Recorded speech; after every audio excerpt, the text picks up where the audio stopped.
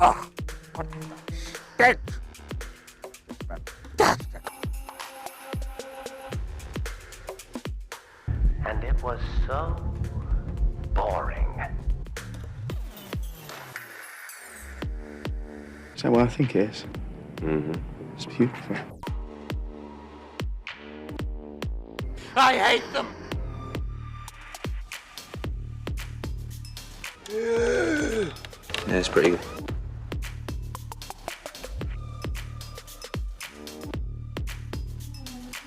That was so awful.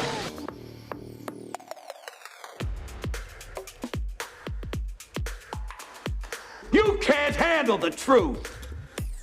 Welcome to episode 10 of the movie podcast, See It, Stream It, Skip It. And I gotta say, this is fitting for episode 10. The start of double digits, and boy, do we have kind of a stacked week for you. Two movies that I was actually very excited about going into the theater to see this, and one of the most anticipated movies, not only of the summer, but of the entire year, probably, for me. So we'll be talking about the Odyssey later on, but I am your host, as always, Ethan Collins. Joined alongside me is Celeste Ellis. Hello. And Celeste, I don't really want to waste any time. Should we just go ahead and get into the first movie? Let's go for it. All right, roll the trailer. Except I don't have one because it's not appropriate for air. There are no trailers appropriate for air. So, The Invite, directed by Olivia Wilde and written by Rashida Jones and Will McCormack, starring Olivia Wilde, Seth Rogen, Penelope Cruz, and Edward Norton. Joe and Angela's marriage is on thin ice when they invite their enigmatic upstairs neighbors for a dinner party. The night spirals into unexpected places. Very vague, but I think that's maybe as much as we can say. Yeah. This is a very, very R-rated movie. hard R. Even if we were going to give a more in-depth synopsis, it would go to places that are not appropriate for the air. This is a movie that you don't want to watch with your In-laws? your in-laws, your friends, your kids. Have maybe, anybody walk in on you watching it? Yeah, maybe not even in a theater with anyone else in it. Thank God we were the only ones in the theater when we watched this. We got very lucky and there was no one else, because we would have felt, I think, pretty embarrassed watching this with the crowd just because of the content. What is there that we can say about this? The acting is good. The set design is fantastic. I really like Olivia Wilde directed movies. I think she makes them look really great. Yeah. She has, I think, a really artistic eye. I don't know if that's... She has a good eye for furniture, as she does in this movie. Yeah, she does in the film. That's part of her character. But I like the way that this one looks. I like the way that Don't Worry, Darling looks. I like the way that Booksmart looks. I think she has a really good eye for style. I think the acting's great. I like Seth Rogen in almost anything, although he does play one of the more unlikable characters I think he's ever played in this. Yeah, I'll get into that kind of a little bit here. Okay. But okay, so let's just go ahead and start there. So this is a movie about, as we said, Seth Rogen and Olivia Wilde's character's marriage is in trouble. And I know an appropriate word for this. Penelope Cruz and Edward Norton are swingers, sort of, so to speak. Is that appropriate? I think it is. I think everybody's sort of familiar with the term, but Yeah. So they are, that is what they are, and they are the upstairs neighbors, and they come by to try and invite them to swing. Yes, that is the titular invite is that kind of invitation. So, first off, when I saw a trailer for this movie, I thought, ha ha ha, funny premise, but they're not going to make it as uncomfortable as as the trailer kind of made it, it's going to be like lighthearted and it's a comedy, maybe a dark comedy or something like that. No, this is a very serious time. You only laugh because you're like, uncomfortable laughter. Yeah, it's all uncomfortable laughs. This isn't like a lighthearted, fun romp, despite the premise. Mm-hmm. I thought this was going to be, the very wild, out of the norm upstairs neighbors meet very reserved downstairs neighbors, and they have sort of a comedy of errors type of night. But that's not what this is. It's dramatic. It really is more. It's more a drama than I would think a dramedy. The one person that I thought that was going to be horribly miscast in this movie was Edward Norton.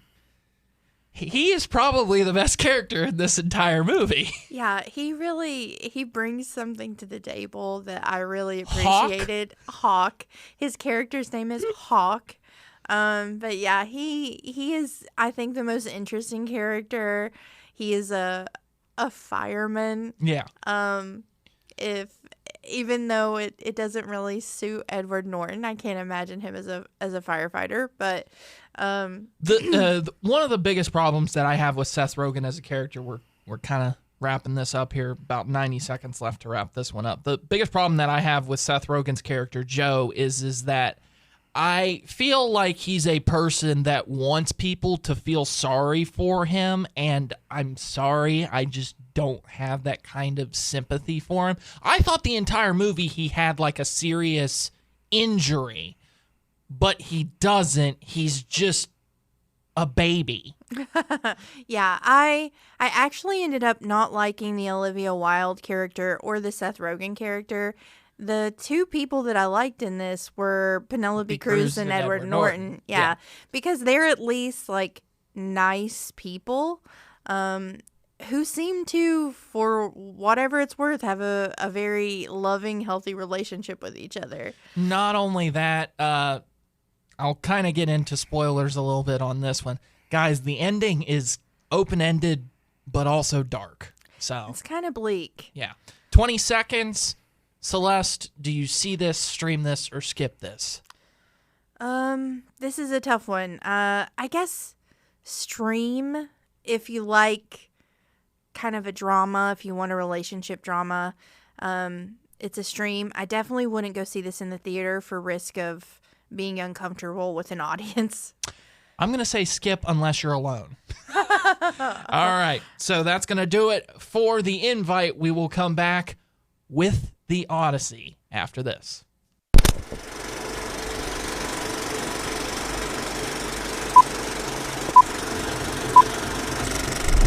me what you remember. A wife?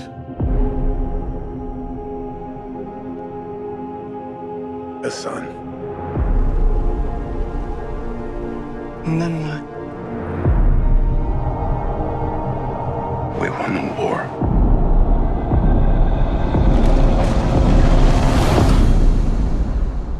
Help me go home.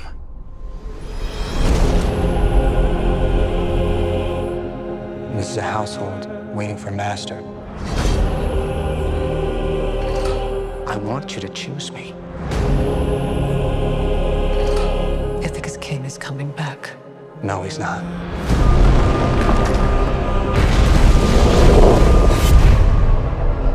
What would he do if he came back here and find all these suitors in his house? Who's looking after your wife and son? Do you see? My dad is coming home. Bringing vengeance. Bringing it all.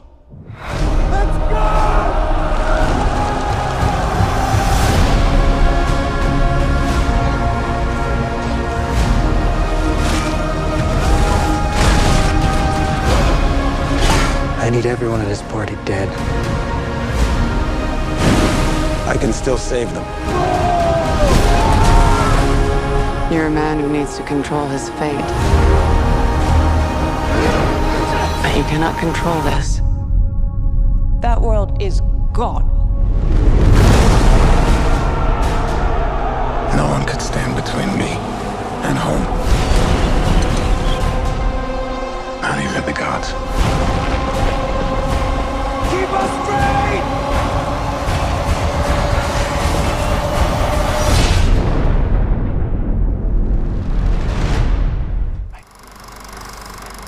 The Odyssey, directed by Christopher Nolan and starring Matt Damon, Tom Holland, Anne Hathaway, Robert Pattinson, and so many others that if I listed you the entire cast of people that you actually did know, it would last the entire runtime of this review. Folks, you know this story before. It's the mythic action epic that adapts Homer's foundational saga. And let me tell you, it lives up to the hype. I definitely think this is the most faithful adaptation and the best looking adaptation we've ever seen on screen. Yeah. Christopher Nolan very, very rarely, with the exception of Tenet, puts a dud out there. And I was a little bit worried about this because it's been recycled and redrawn and used, and other than probably biblical stories, this is the most famous story known to man. I would agree with that, and definitely, one of our most ancient tales. So I was a little nervous about it because I didn't want for it to just be a retelling of the same without anything new added. The new thing that was added to this version is just the effects. It looks so realistic. It looks so good. So it is the same story you've heard 100 times, but it looks so fresh and so new, and the acting is so great that I think it really brought something good to the table. Well, that was my thing. So your two biggest questions going into the film. Number one, you were worried that this film had so many famous people and such a large cast list that it would take away from the story. Number one. Number two, I love the Odyssey as a story, but I haven't read it or listened to it, heard the story in over 10 years. And it can be, to some, a bit of a snoozer. So, I'll have you answer question number 2 first. Is this movie a snoozer? I don't think it's a snoozer. I don't think you're going to hear anything that's a shock to you. We could not spoil this movie if we tried. Yeah. You're familiar with everything that happens in it. It's not anything unheard of. It doesn't break any boundaries. What it does do is tell the story really well with a lot of non-linear storytelling, which I think helps keep it a little fresher, a little more modern. The story jumps around from present to flashback, and I think that really helps the storytelling. As to the first question, is the cast distracting? No. So many of these very A-list actors took on minuscule parts, so they're playing essentially cameo roles or what would be a side character. So the main cast is still very small, and so it's not overly distracting. I really liked most of the cast in this. I think everyone was doing a fantastic job. I felt like this movie has so many, or this story really has so many famous characters and stuff like that. One of the biggest problems that I have with Oppenheimer, which was his last film, is I feel like we needed a freeze frame and you needed subtitles of who these people were, because I don't know who they are, and there's a famous actor playing them, and I probably should know who this is because it's a famous actor playing them.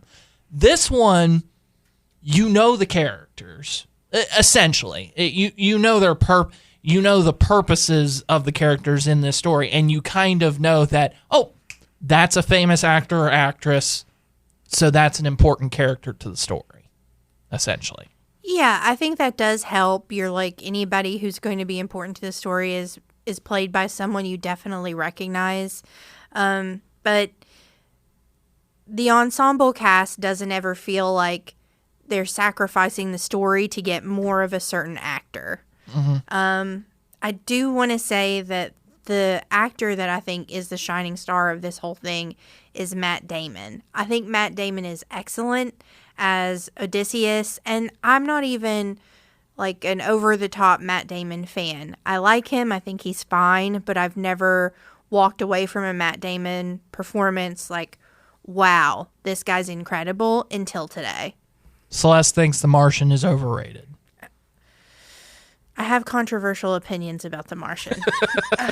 Anyway, let's get into what this movie really shines in, and that is the visuals. So, first, let's talk about how the sea looks. The sea is gorgeous. Because it's probably the best part of this film. Yes, I think all of the scenes that take place on the open ocean look fantastic. It's very sunny. They're in the Greek Isles. So you have a warmer color palette than I think Christopher Nolan usually uses. It just looks so saturated and so beautiful. You don't want to be going through what they're going through, but you do want to be where they are. Yeah, I was about to say, behind the scenes, people have talked about the fact that this movie was brutal to make because, as we know, Christopher Nolan, not a big fan of green screens or computer special effects. He likes practical effects. He likes on-site location. So some of these people practically get waterboarded in this movie. Yeah, I felt bad for Matt Damon in parts because you can tell he's not faking it. He is getting water splashed up his nose. So let's talk about the big guys, so to speak. The Giants and the Cyclops. I thought the Cyclops was the weakest looking part, and there was a lot of controversy going into this about how is the Cyclops going to look. I liked his take on it, but at the same time, once again, you can just tell that special effects, because you can't not use special effects on the Cyclops. Special effects are not Christopher Nolan's strong suit. Yeah, the Cyclops, I think, is the weakest effect. You can tell he draws a lot of inspiration from Goya's Saturn devouring his children. I think that's apparent. It's sort of not my favorite effect, but it is creepy. The effect that I thought did work really well, the Giants. I think he just shot that to scale. I know, but that's how it looks. That's why it looks realistic. That's why it looks really great. Yeah. And lastly, set design. My word, Troy looks incredible. Troy is incredible looking.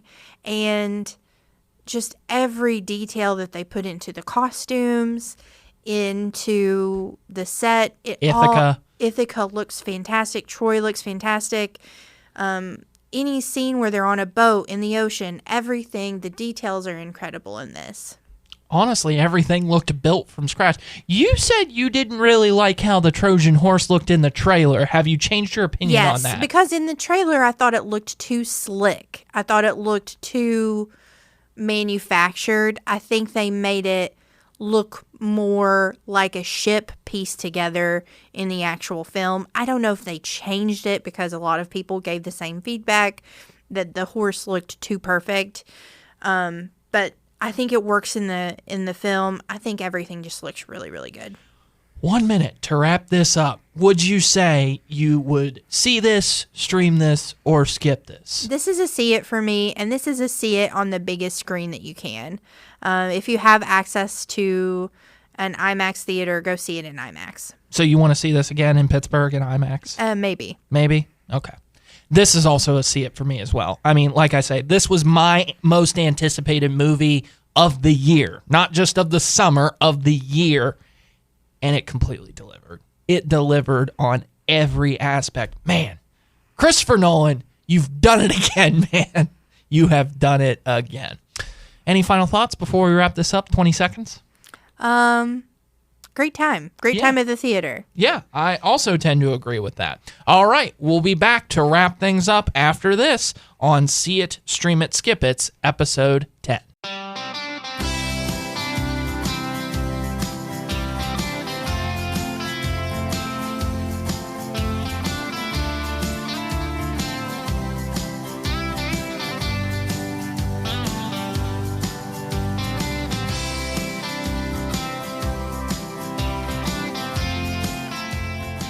wrapping things up here on episode 10 of See It, Stream It, Skip It.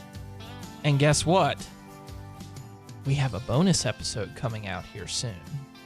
Very soon. Yeah, very soon. I'm not really sure when I'll get to it. You know, there's going to be some pre-production stuff. As I am the editor, it takes some time. I'm meticulous in that sort of thing, you know, sort of. No comment on that. No, you are very meticulous, and it is very appreciated. So, but I'm excited. I'm excited for the bonus episode. We don't really know what our top. I know what your number 1 and number 2 is going to be. You kind of know what my number 1 is, but you don't. I think I only know your number 1. I can kind of ballpark what I think you're going to put in your top 5, but I don't have any idea what the order is going to be. Not to mention the fact that, you know, Odyssey could make... I feel like Odyssey's going to make it in your top 5, maybe. It might. You'll have to tune in and see. Well, good thing I'll be there when we record it. Yeah. Next week, what do we have coming up, Celeste? Question mark. Well, they are questionable because we are going to see another one of those screen unseens. So we'll be seeing... Is it a screen or is it a scream? It's a screen, so not... What rated? Not a horror movie. It's rated R. Oh, boy. That's all we know. We only know that it's rated R. And we'll find out Monday what the movie is. Watch it be Motor City. I hope it's something good. The last screen unseen that we saw, we liked. Yeah. So I'm hoping that this is another one. And then our second movie is TBD, just because there are not a lot of new releases this week. Nobody wants to compete with the Odyssey. Right. So we're going to have to consider if we're going to travel out of town to see another movie. Woof. If what we're going to do. But we'll figure something out for our second movie. As of now, unknown, though. And then the week after that... I think we're going to be on a delayed schedule. I need a beach trip. We need to take a week off. But we will be back with Spider-Man as soon as we can. So we will try to review... We may... You know what? I might be able... We'll see how the releases are for movies and see if we have movies that we can see, because we'll see Spider-Man, honestly, probably while we're on vacation, because I don't know if I can avoid spoilers on social media for that sort of thing, which I know. We live in such a weird world now that I can't avoid spoilers for a movie on social media, or I care so much about not being spoiled in a movie for spoilers on social media. But we'll review that one certainly by the Friday that we come back. However, if there are a decent amount of movies that are out that we haven't seen, maybe we can do 2 episodes in a week. I don't know. Yeah, it's just kind of going to be TBD. With the Odyssey coming out and then Spider-Man coming out kind of 2 weeks apart, nobody's really wanting to... We're getting deep into the weeds here of movie business, but nobody's really wanting to compete with each other anymore. Right. And when movies are not popular, they get moved out of the theater really quickly. So if we don't see something the second that it's dropped, it may not be there for more than a couple of days. So we'll see. Like I saw I had to go see Shelby Oaks before it got taken out in the theaters. Heck, they were only showing it at 2:00, and you have a regular 9 to 5, and this is my job. So I just cut out whenever I feel like it, you know. Any final thoughts? 20 seconds to wrap this up. No. Okay. Well, Odyssey, go see it on the biggest screen possible. Invite, go see it by yourself, probably. Check and make sure that it's an empty theater before you go see it. All right. That's going to do it for episode 10 of See It, Stream It, Skip It. That's it, man. Game over, man. It's game over.